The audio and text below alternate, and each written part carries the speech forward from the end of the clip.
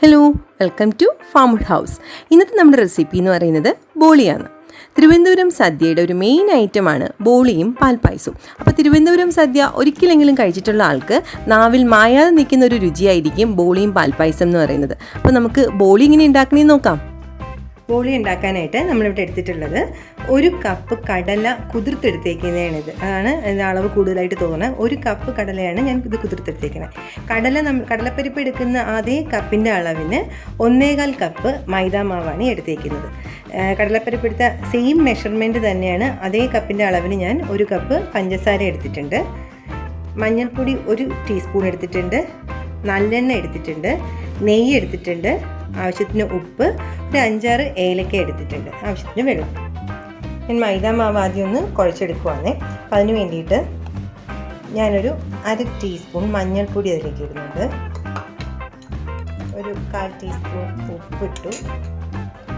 1 teaspoon നല്ലെണ്ണ ഒഴിച്ചു. അത് നല്ലോണം ആദ്യം മിക്സ് ചെയ്തെടുക്കാം. നമുക്കിതിനി കുഴച്ചെടുക്കാം. നമ്മൾ ചപ്പാത്തിക്ക് കുഴയ്ക്കുന്ന അതേ പോലെയാണ് കുഴയ്ക്കുന്നത്. പക്ഷേ കൺസിസ്റ്റൻസി ആണെങ്കിൽ ചപ്പാത്തി നമ്മൾ കുറച്ച് കട്ടിയായിട്ടല്ലേ ഇരിക്കുക. അതല്ല, നല്ല ലൂസായിട്ട് വേണം നമ്മൾ കുഴച്ചെടുക്കാൻ വേണ്ടിയിട്ട്. ഞാനിപ്പോൾ നല്ലോണം കുഴച്ചെടുത്തിട്ടുണ്ട്. അപ്പം ഇത് ചപ്പാത്തീൻ്റെ ആ പരുവമല്ല, എൻ്റെ കയ്യിലേക്ക് ഇത് ഒട്ടി വരുന്നുണ്ട്. അപ്പോൾ ഇതാണ് അതിൻ്റെ ആ ഒരു പാകം എന്ന് പറയുന്നത്. അപ്പോൾ ഇത്രയും ലൂസായിട്ട് തന്നെ നമുക്കിത് കുഴച്ചെടുക്കണം. ഇനി ഞാൻ ഇതിലേക്ക് നല്ലെണ്ണ ആഡ് ചെയ്യുവാണ്. ഒരു 2 ടീസ്പൂൺ നല്ലെണ്ണ ഞാൻ ആദ്യം ഒന്ന് ആഡ് ചെയ്ത് നല്ലോണം ഒന്ന് മിക്സ് ചെയ്തെടുക്കാം നമുക്ക്.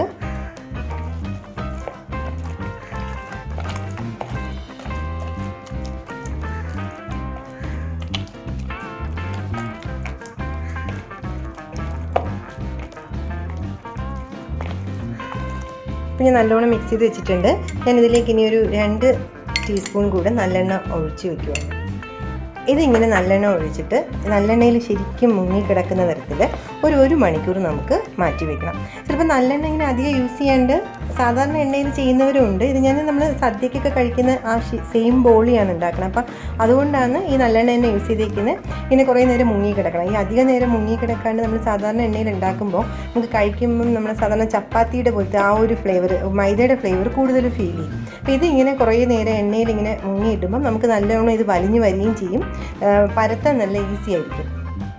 നമുക്ക് കടലപ്പരിപ്പ് ഒന്ന് വേവിച്ചെടുക്കണം. അപ്പോൾ അതിന് വേണ്ടിയിട്ട് ഞാനിപ്പം കടലപ്പരിപ്പ് ഒരു 1/2 ടീസ്പൂൺ മഞ്ഞൾപ്പൊടിയും ചേർത്തിട്ട് വെള്ളം ഒഴിച്ച് കുക്കറിൽ വേവിച്ചെടുക്കാൻ പോവുകയാണ്. 2 വിസിൽ കേൾക്കുന്ന അത്രയും നേരമാണ് ഞാനിതിപ്പോൾ കുക്കറിൽ വെക്കാൻ പോകുന്നത്. വെള്ളം ഒത്തിരി കൂടാൻ പാടില്ല. ഇപ്പോൾ ഇതിങ്ങനെ മുങ്ങിക്കിടക്കുന്ന അത്രയും അളവിന് മാത്രം വെള്ളം മതി. ഒത്തിരി വെന്ത് കുഴഞ്ഞു പോകാനും പാടില്ല. കാരണം നമുക്കിത് ഇനി അരച്ചെടുക്കുമ്പോൾ ഒട്ടും തന്നെ വെള്ളം ഇല്ലാണ്ട് വേണം അരച്ചെടുക്കാനായിട്ട്. അപ്പോൾ ആ വേകുന്നത് നിങ്ങളുടെ ഓരോരുത്തരുടെ കുക്കറിൻ്റെ അളവനുസരിച്ച് അത് എത്രത്തോളം വേകുമെന്ന് നോക്കി വേണം. ഇപ്പോൾ ഈ കുക്കറിലാണെങ്കിൽ എനിക്ക് 2 വിസിൽ കേൾക്കുമ്പോഴേക്കും ഞാൻ പറഞ്ഞ അതേ പരുവത്തിലേക്ക് വെന്ത് വന്നിട്ടുണ്ടാവും. 2 വിസിൽ കേട്ടിട്ടുണ്ട്. അപ്പോൾ ആവിയെല്ലാം പോയതിന് ശേഷം ഞാനിപ്പോൾ ഇത് തുറക്കാൻ പോവാണ്.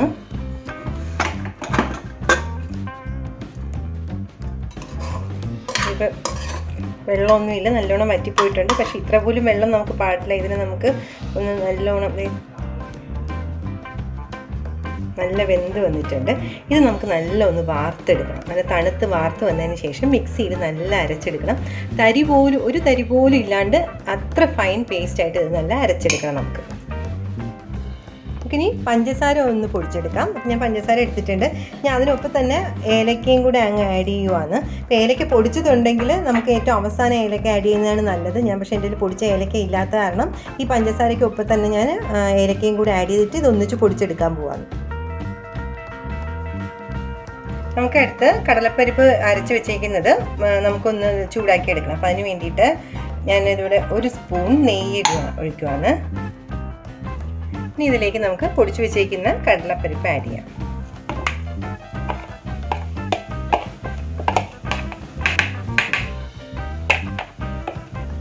അത് നമുക്കിതൊന്ന് നല്ലോണം മിക്സ് ചെയ്യണം. ഈ കട്ടയെല്ലാം ഒന്ന് ഉടച്ചെടുക്കണം.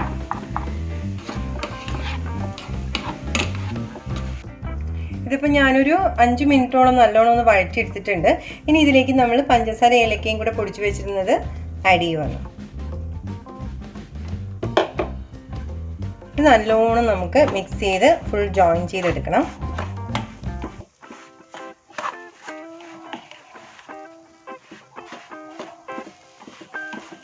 ഈ സമയത്ത് നമുക്ക് തീ എന്ന് പറയുന്നത് നല്ല സിമ്മിലോട്ടാക്കിയിട്ടിട്ട് വേണം ഇത് ചെയ്യാനായിട്ട്. ആദ്യമേ കടല നമ്മൾ അരച്ച് വെച്ചിരുന്ന കടല ആഡ് ചെയ്യുമ്പോഴും തീ നല്ല സിമ്മിലാക്കിയിട്ടാണ് നമ്മൾ ആഡ് ചെയ്തത്. മിക്സ് ചെയ്തെടുക്കുന്ന എല്ലാം അങ്ങനെയാണ്. ലോ ടു മീഡിയം എന്നുള്ള ആ ഒരു ഫ്ലെയിം കൊടുത്താൽ മതിയാവും. നമ്മൾ പഞ്ചസാര ആഡ് ചെയ്യുമ്പോൾ ഇതൊന്ന് ലൂസായിട്ട് വരും. എന്നാലും നമ്മൾ നല്ലോണം ഒരു മിക്സ് ചെയ്ത് കൊടുക്കണം. ഈ ലൂസായിട്ട് ഈ വെള്ളം പോലെ ഇരിക്കുന്ന അവസ്ഥ മാറി വരുന്നത് വരെ നമ്മളൊന്ന് ഇത് മിക്സ് ചെയ്ത് കൊടുക്കണം. എന്നിട്ട് നമുക്ക് ഈ പാനിൽ നിന്ന് ഇതിങ്ങനെ വിട്ട് വിട്ട് വരും. ആ ഒരു അവസ്ഥയിൽ ഇതൊന്ന് മിക്സ് ചെയ്ത് കൊടുക്കാം.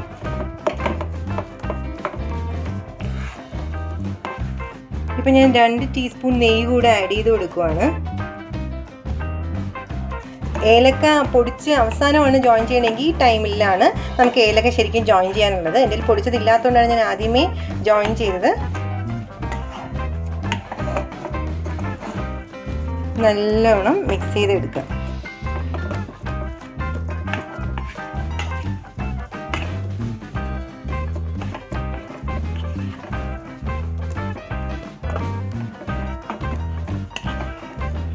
ഇപ്പോൾ പാനിയും നല്ലോണം വിട്ട് വരുന്നുണ്ട്.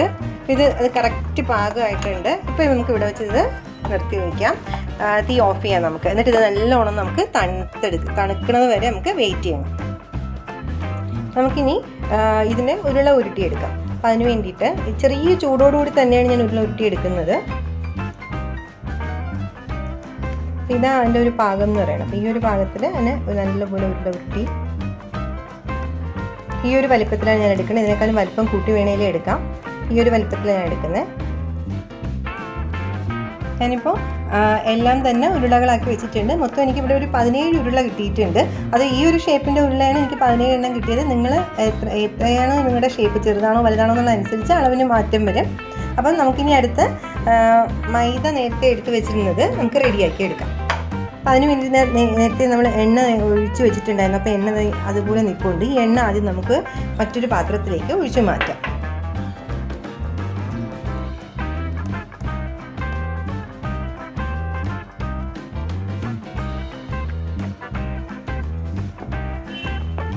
ഇനി ഇത് നമുക്ക് നല്ലോണം ഒന്നുകൂടെ ഒന്ന് കുഴച്ചെടുക്കണം. ഇപ്പോൾ ഇതാ കണ്ടോ, നല്ല വലിഞ്ഞ് വരുന്ന ഇങ്ങനത്തെ ഒരു പാകമാണ് നമുക്ക് വേണം. ഇങ്ങനെ വലിഞ്ഞ് വരണം.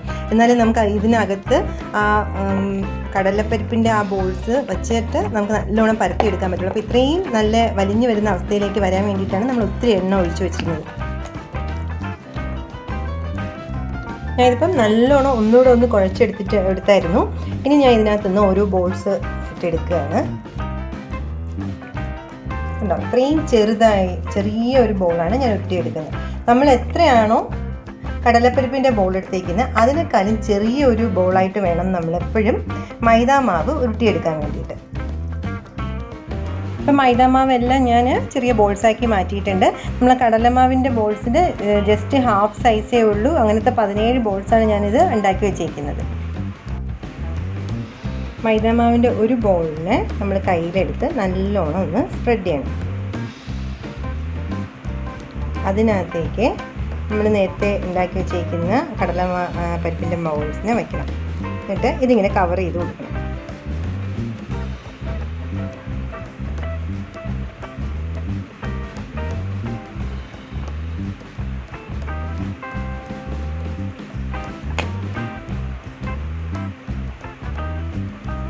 നല്ലോണം ഒന്ന് പ്രസ് ചെയ്തിട്ട്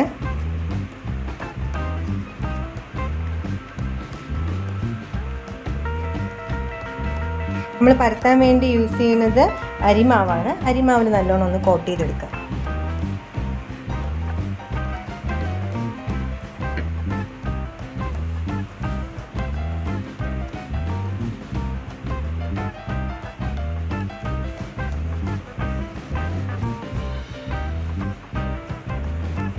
പിന്നെ തിന്നായിട്ട് വേണം പരത്തിയെടുക്കാനായിട്ട്.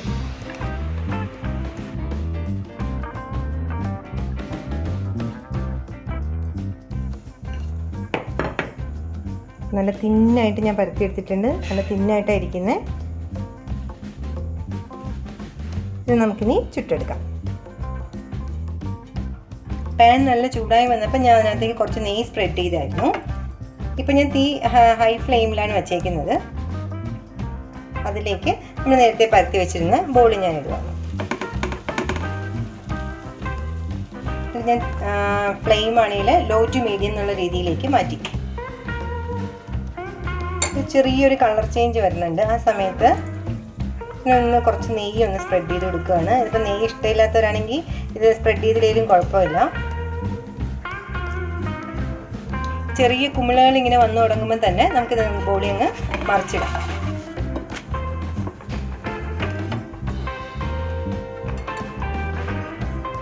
ഒത്തിരി നേരം കിടന്ന് വേഗണ്ട, വെന്ത് പോയാൽ ബോളി ആണെങ്കിൽ ഭയങ്കരമായിട്ട് ഡ്രൈ ആവും.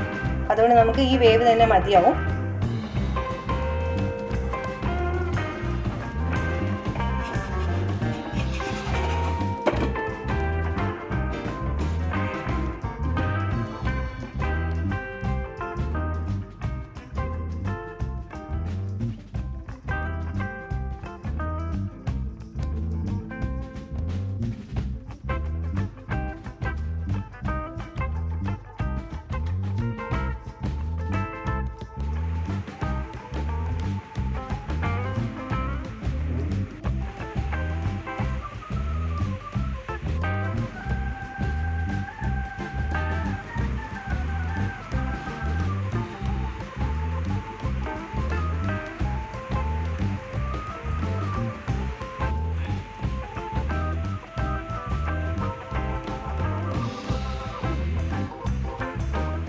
നമ്മുടെ ബോളി റെഡി ആയിട്ടുണ്ട്. എല്ലാവരും ട്രൈ ചെയ്ത് നോക്കണം. നമ്മുടെ ഓണസദ്യക്ക് എല്ലാവർക്കും ട്രൈ ചെയ്യാൻ പറ്റുന്ന എളുപ്പമായിട്ടുള്ള റെസിപ്പിയാണ്. ട്രിവാൻഡ്രം ഓണസദ്യ എന്ന് പറയും, അല്ലെങ്കിൽ ട്രിവാൻഡ്രം സദ്യ എന്ന് പറഞ്ഞാൽ നമുക്ക് എല്ലാവർക്കും ആദ്യം ഓർമ്മ വരുന്നത് ബോളിയും പാൽപ്പായസമാണ്. അപ്പോൾ എല്ലാവരും ട്രൈ ചെയ്ത് നോക്കുക. എൻ്റെ റെസിപ്പി ഇഷ്ടപ്പെട്ടിട്ടുണ്ടെങ്കിൽ നമ്മുടെ ചാനൽ സബ്സ്ക്രൈബ് ചെയ്യുക, നോട്ടിഫിക്കേഷൻ എനേബിൾ ചെയ്യുക. മറ്റൊരു റെസിപ്പിയെ നമുക്ക് വീണ്ടും കാണാം.